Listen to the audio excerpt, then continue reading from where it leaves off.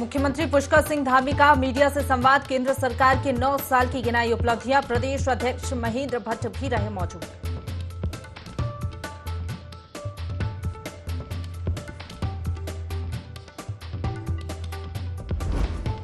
हल्द्वानी में सरकार ने लगाया रोजगार मेला। केंद्रीय रक्षा राज्य मंत्री अजय भट्ट मेले में हुए शामिल। 16 कंपनियों ने सैकड़ों युवाओं को दिया रोजगार। अवैध अतिक्रमण के खिलाफ कार्रवाई।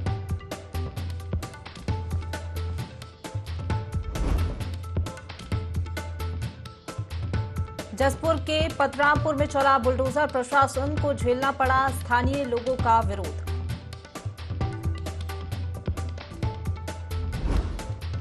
लोहाघाट में जल संस्थान के खिलाफ भड़का गुस्सा। पानी की किल्लत से परेशान स्थानीय। कार्यालय पर तालाबंदी कर जन आंदोलन की दी चेतावनी। नमस्कार, देवभूमि लाइव देख रहे हैं आप। आपके साथ मैं हूं प्रशंसा। तो चलिए सीधा रुख करेंगे देहरादून से सीएम पुष्कर सिंह धामी का मीडिया से संवाद उन्होंने किया है।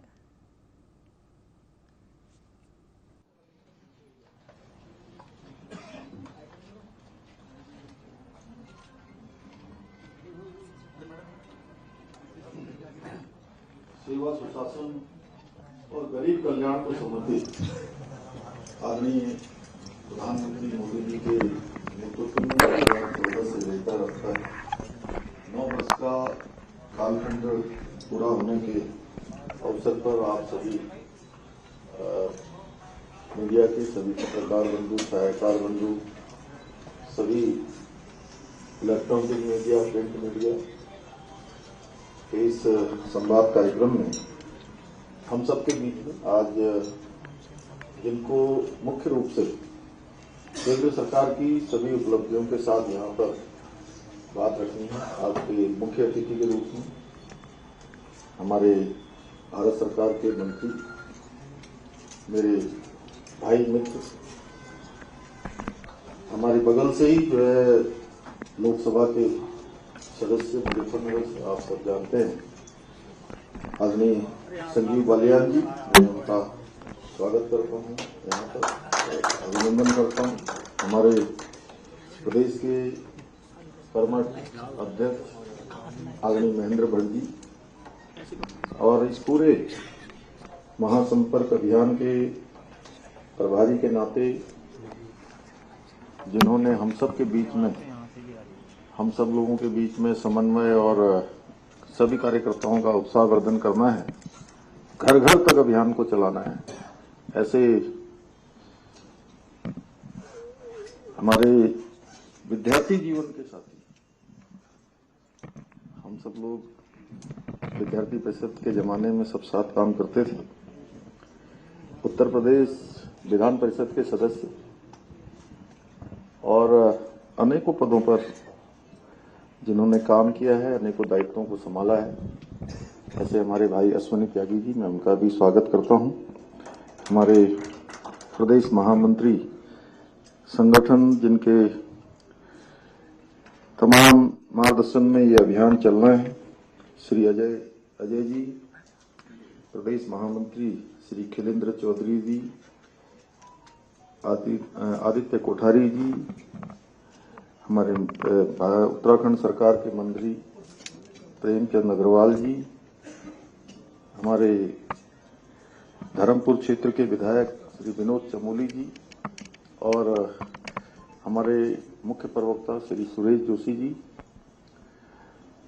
दीप्ति रावत जी, मधु भट्ट जी, वीरेंद्र बिष्ट जी, हमारे इस कार्यक्रम का संचालन करने वाले श्री विनोद सुयाल जी एवं सादाब शम्स जी समेत सभी मीडिया विभाग की हमारी पूरी टीम जिन्होंने आज इस कार्यक्रम में आप सबको आमंत्रित किया है, उपस्थित पत्रकार मित्रों एवं छायाकार बंधुओं, मैं सबसे पहले तो आप सबका इतनी बड़ी संख्या में, मैं देहरादून में आज इतनी बड़ी संख्या में पहली बार इतने सारे विभिन्न समूहों के मीडिया प्रतिनिधियों को एक साथ मिल रहा हूं, मैं अपनी ओर से आप सबका स्वागत करता हूं, सबका अभिनंदन करता हूं। जैसा आप सबको मालूम ही है कि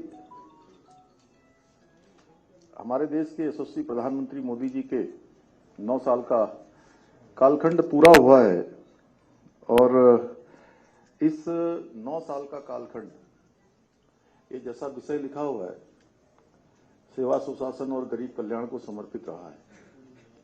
2014 से पहले जितनी भी यात्राएं, जितनी भी योजनाएं आती थी, वो सारी योजनाएं इस आधार पर बनती थी, उसकी डिमांड जनता में रहती है कि नहीं रहती, इस बात का आकलन नहीं होता था, बल्कि इस बात का आकलन होता था कि कौन सा किसका व्यक्तिगत रूप से हित साधा जाने वाला है। इसलिए इन योजनाओं को अमल में लाया जाता था। लेकिन 2014 के बाद देश का कल्चर बदला, संस्कृति बदली और वो योजनाएं लाई गई जिन योजनाओं की वास्तव में देश की गरीब जनता को आवश्यकता थी। अगर हम एक एक योजना की बात करें तो मैं समझता हूं कि अनेकों योजनाएं ऐसी हैं जिन योजनाओं के कारण से देश के एक बड़े वर्ग का उत्थान हुआ है, और उसमें से मुख्य रूप से गरीबी हटाओ, जो एक बार पहले बात चलती थी, कभी गरीबी नहीं हटी। अलबत्ता गरीब को हटाने की कुचेष्टा जरूर देश के अंदर हुई, जिन्होंने देश के अंदर लंबे समय तक शासन किया। खबरों में आगे बढ़ेंगे, जहां देहरादून में पुलिस ने ठग गिरोह के 3 शातिर आरोपियों को गिरफ्तार किया है। वहीं आरोपियों के कब्जे से 6 लाख रुपए के चोरी किए गए 6 मोबाइल फोन, एक अवैध तमंचा और जिंदा कारतूस भी बरामद किए गए हैं। दरअसल पुलिस को सूचना मिली थी कि आरोपी आईफोन को सस्ते दामों में बेच रहे हैं। इसके बाद पुलिस ने छापामार कार्रवाई करते हुए 3 आरोपियों को गिरफ्तार किया। बता दें कि आरोपी देहरादून में वारदात को अंजाम देने के बाद पिरान कलियर के होटल में ठहरते थे। वहीं इस कार्रवाई पर एसएसपी ने नेहरू कॉलोनी थाना टीम को 5,000 इनाम देने की घोषणा की है। रिस्पनापुर, प्रिंस चौक, आईएसबीटी, इन 4 जगहों से टक गैंग के द्वारा अलग अलग बहाना बना करके लगभग 6 मोबाइल फ़ोनों की उन्होंने चोरी करी। और जैसे हमको धर्मपुर वाली जानकारी मिली तो तत्काल मैंने ही उसी दिन टीम गठित करके हमने इसमें काम करना शुरू कर दिया था। जो सीसीटीवी फुटेज हैं उनको हमने देखा, और देखने पर जो है 3 लोग प्रकाश में आए, उनको हमने अरेस्ट भी कर लिया है। इनके कब्जे से 4 आईफोन और सैमसंग के 2 फ़ोन, इन 6 फ़ोनों की कीमत जो है कम से कम 6-6.5 लाख मार्केट में अभी है। इनके साथ साथ एक होंडा सिटी गाड़ी डीएल नंबर की इनके पोजीशन से बरामद हुआ है, और एक देसी तमंचा इनसे बरामद हुआ है। आगे बढ़ेंगे। उर्गम घाटी के ग्वाड़ा अरोसी में पशुओं में संक्रामक बीमारी फैल रही है, जिसके कारण क्षेत्र के आधे से अधिक पशुओं की मौत हो गई है और कई इस बीमारी से पीड़ित हैं, जिससे पशुपालन व्यवसाय से जुड़े लोगों की मुश्किलें बढ़ गई हैं। इस दौरान अरोसी गांव की बनीता चौहान ने बताया कि अब तक 6 पशुओं की मौत हो चुकी है और दर्जनों पशु इस बीमारी के चपेट में हैं। वहीं समय रहते इस बीमारी पर काबू नहीं पाया गया तो स्थिति और भयानक हो सकती है। इसी कड़ी में सचिव लक्ष्मण सिंह नेगी ने मुख्य विकास अधिकारी चमोली को ज्ञापन सौंपकर जल्द कार्रवाई करने की मांग की है।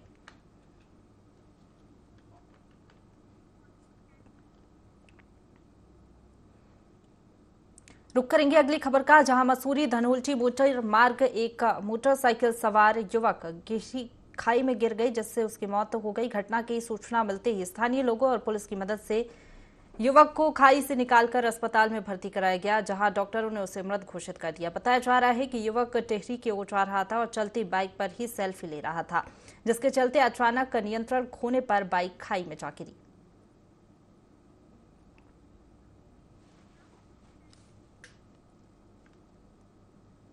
आगे बढ़ेंगे। सितारगंज क्षेत्र के शक्ति फार्म से सिडकुल जाने वाले मार्ग पर देर रात सड़क हादसा हुआ, जिसमें 2 की मौके पर ही मौत हो गई, वहीं 2 की हालत गंभीर है।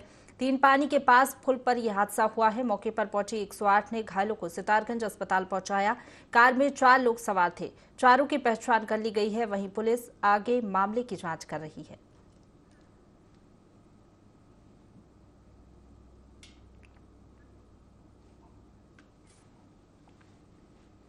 रुक करेंगे अगली खबर का, जहां जोशीमठ प्रखंड के सीमांत नीति घाटी के लोगों की मुसीबतें थमने का नाम नहीं ले रही है। करीब 1.5 माह के बाद भी देश के अंतिम सरहदी गांव नीति सहित दर्जन भर गांव के लोग जोखिम डालकर वाहनों से नदी पार करने को मजबूर हैं। जनजाति के परिवारों को बुरांस के समीप नदी पार करने में भारी दिक्कतों का सामना करना पड़ता है।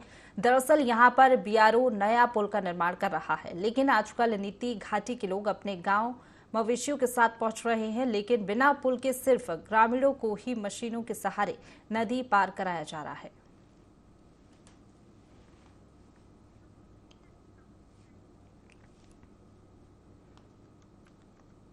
जनपद उधम सिंह नगर के जसपुर कोतवाली क्षेत्र के पथरामपुर में अवैध अतिक्रमण पर प्रशासन का बुलडोजर चला है। उप जिलाधिकारी जसपुर के नेतृत्व में अतिक्रमण पर कार्रवाई की गई है। इस दौरान सरकारी रास्ते से अवैध अतिक्रमण को हटाया गया।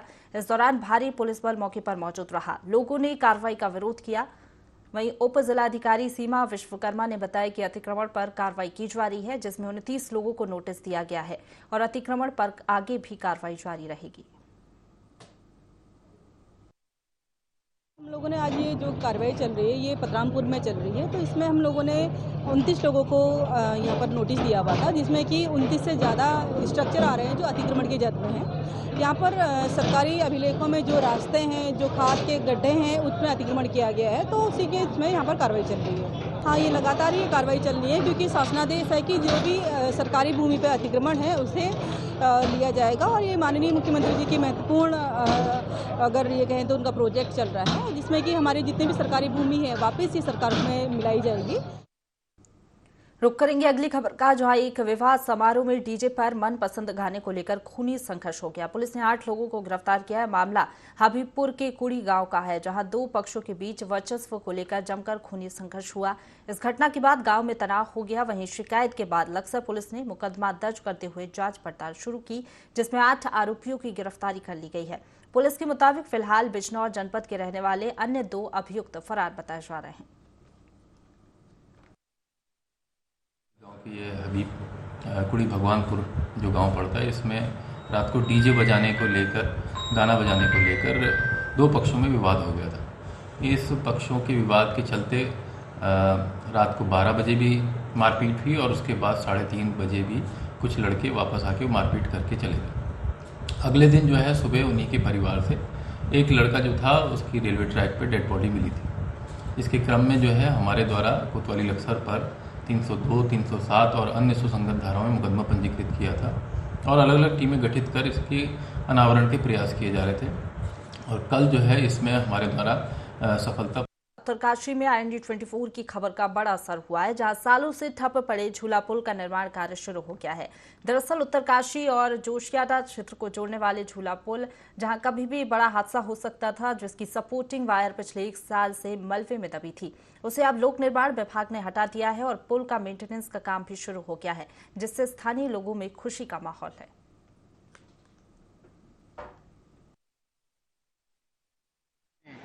जनहित का यह मुद्दा उठाया और प्रशासन ने उसके बाद इसका संज्ञान लिया। यहाँ पे विगत 1-2 साल से बहुत ही स्थिति खराब थी। लोग यहाँ पे अपने घरों का कूड़ा कबाड़ डालते थे, प्रशासन इस पर कोई कार्रवाई नहीं करती थी।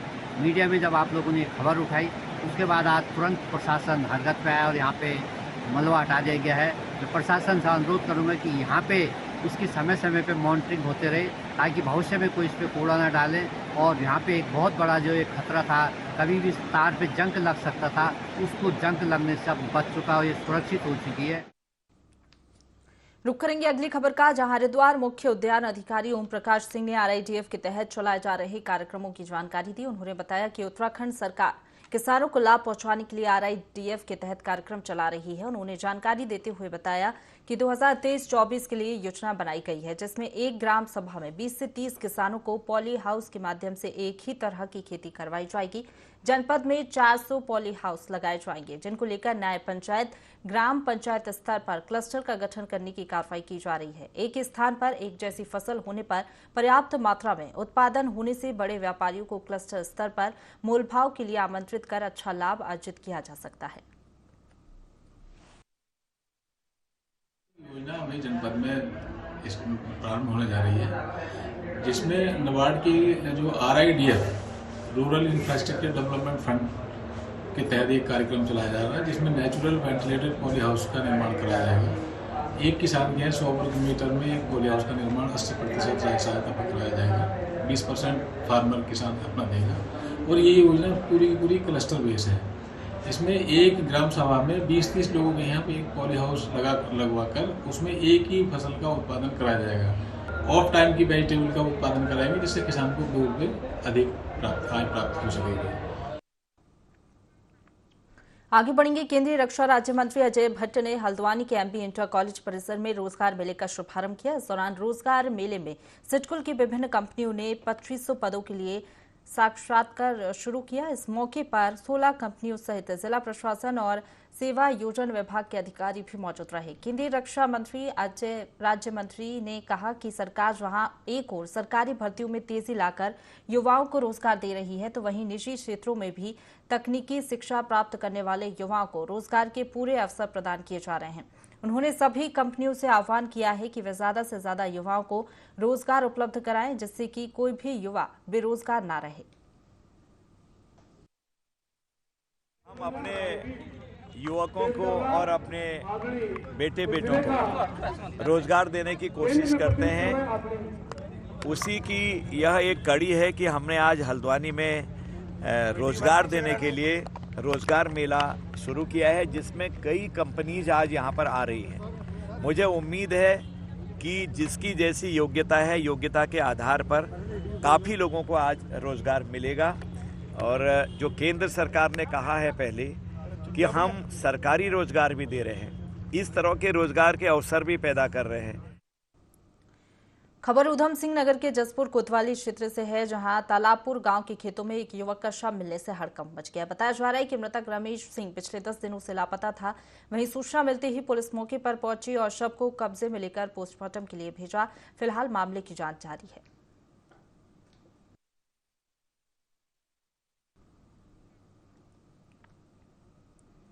रुक करेंगे अगली खबर का, जहां हरिद्वार के हरि सेवा आश्रम में संत समागम का आयोजन किया गया, जिसमें उत्तराखंड के पूर्व मुख्यमंत्री हरीश रावत, पूर्व केंद्रीय मंत्री और हरिद्वार सांसद समेत कई लोग मौजूद रहे।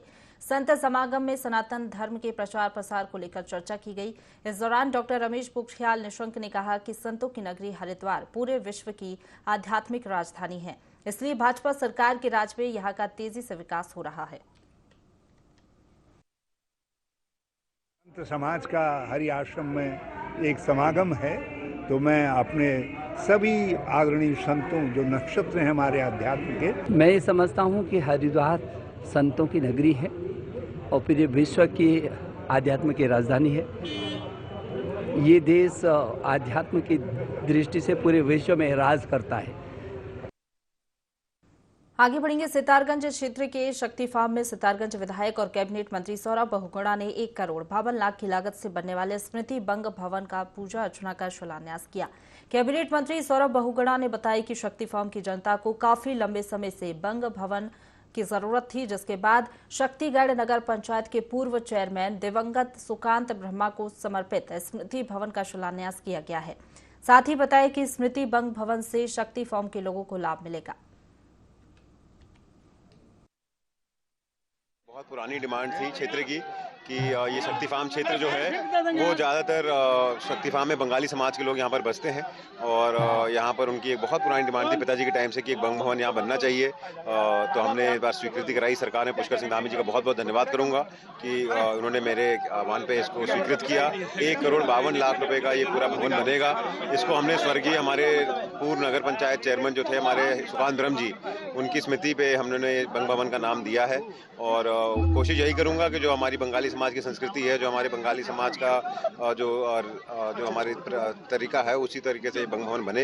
एक अच्छी यहाँ पर संस्कृति का किया जाए। हमारे जो बंगाली समाज के लोग हैं, जो गरीब लोग हैं, जो बहुत सक्षम लोग नहीं हैं, उनके लिए एक बहुत अच्छी जगह होगी, क्योंकि शादी ब्याह करने के लिए भी काम आएगा, लोगों को रात में ठहराने के लिए भी काम आएगा। तो कहीं ना कहीं एक बहुत बड़ी सौगात है हमारे क्षेत्र के लिए, बहुत पुरानी सौगात थी जो आज पूर्ण होगी। अब रुक करेंगे अगली खबर का, जहां बीते दिनों थराली मोटर पुल धंसने से यातायात बंद कर दिया गया था, लेकिन अब लोक निर्माण विभाग ने धंसे बाग को हल्के चौपहिया वाहन के लिए खोल दिया है। पुल से एक बार में एक ही वाहन गुजर सकेगा। इसके लिए मोटर पुल पर पुलिस की ड्यूटी भी लगाई गई है। लोक निर्माण विभाग के अधिशासी अभियंता सुदर्शन सिंह रावत ने कहा कि मोटर पुल पर 5 टन भार क्षमता के साथ छोटे वाहनों का आवागमन बिल्कुल सुरक्षित रहेगा और यदि वाहनों की आवाजाही से पुल के क्षतिग्रस्त होने की संभावना बढ़ी तो फिर से छोटे वाहनों की आवाजाही को भी रोक दिया जाएगा।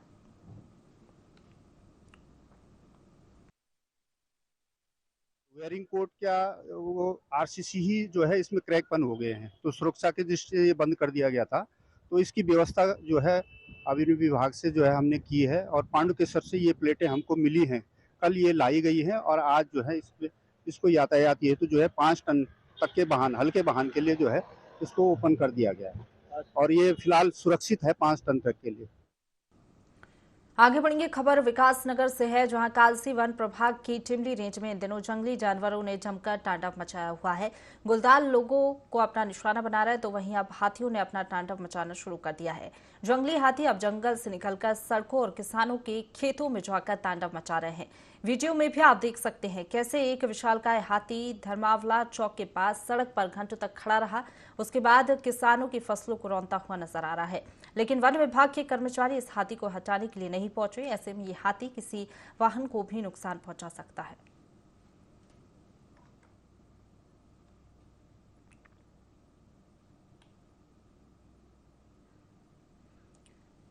तो विकासनगर में जंगली जानवर उत्पात मचा रहे। एक तरफ जहां गुलदार जानवरों को अपना निशाना बना रहा है तो वहीं ये हाथी आप देख सकते हैं किस तरीके से किसानों की फसलों को बर्बाद कर रहा है। वन विभाग के कर्मचारी की अनदेखी ही कहेंगे, क्योंकि लगातार इस तरीके के मामले सामने आ रहे हैं जहां पर सड़कों पर जानवर पहुंच रहे हैं। जंगली जानवरों का उत्पात लगातार विकासनगर में देखने को मिल रहा है।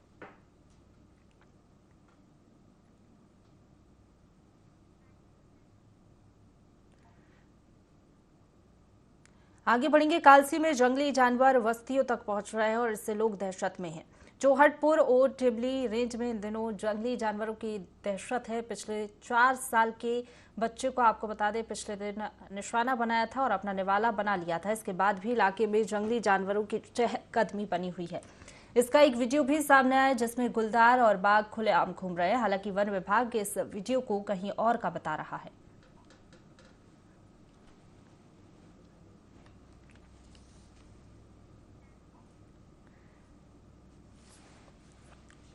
आगे बढ़ेंगे, खटीमा में पुलिस ने शातिर ठग गिरोह का खुलासा कर दिया है। पुलिस के मुताबिक आरोपियों ने फर्जी कंपनी बनाकर लाखों की ठगी की है। पुलिस ने मामले में 2 आरोपियों को गिरफ्तार किया है। पुलिस ने आरोपियों पर ठगी की धाराओं में मामला दर्ज करके कार्रवाई शुरू कर दी है और आगे भी कई बड़े खुलासे होने की आशंका पुलिस ने जताई है। बानुसी के रहने वाले हैं सत्यपाल सिंह। इनके द्वारा एक शिकायत दर्ज कराई गई। कुछ लोग सरमाउंट इंडिया लिमिटेड नामक कंपनी खोलकर लोगों से उसमें ज़्यादा पैसे देने के लालच में उनसे पैसा जमा करवा रहे हैं। इसके अतिरिक्त तो वो भेड़ या बकरियों के लिए लोन भी देते हैं और उसके बाद लोगों का पैसा लेकर वो कंपनी ही बंद करके फरार हो जाते हैं। तो इस प्रकार से इस क्षेत्र के लोगों के साथ कुल इसमें लगभग 80 लाख तक की धोखाधड़ी की गई है, जिसकी विवेचना के दौरान जो हमारी कोतवाली पुलिस की टीम है इनके द्वारा मुरादाबाद से 2 अभियुक्तों को गिरफ्तार किया गया है और इनको अब माननीय न्यायालय पेश किया जा रहा है और अभियुक्त की विवेचना चल रही है। रुक करेंगे अगली खबर का, जहां धर्मनगरी हरिद्वार में विश्व हिंदू परिषद ने 7वीं गोष्ठी का आयोजन किया, जिसमें धर्मांतरण, लव जिहाद और समलैंगिक विवाह जैसे मुद्दों पर चर्चा की गई। इस कार्यक्रम में देश भर की कई महिला और संतों ने शिरकत की। वहीं इस कार्यक्रम में तय किया गया कि सनातन धर्म की संस्कृति को बचाने के लिए धर्मांतरण, लव जिहाद और समलैंगिक विवाह को रोकना होगा। इसके लिए आने वाली दीपावली में जन जागरण अभियान भी चलाया जाएगा।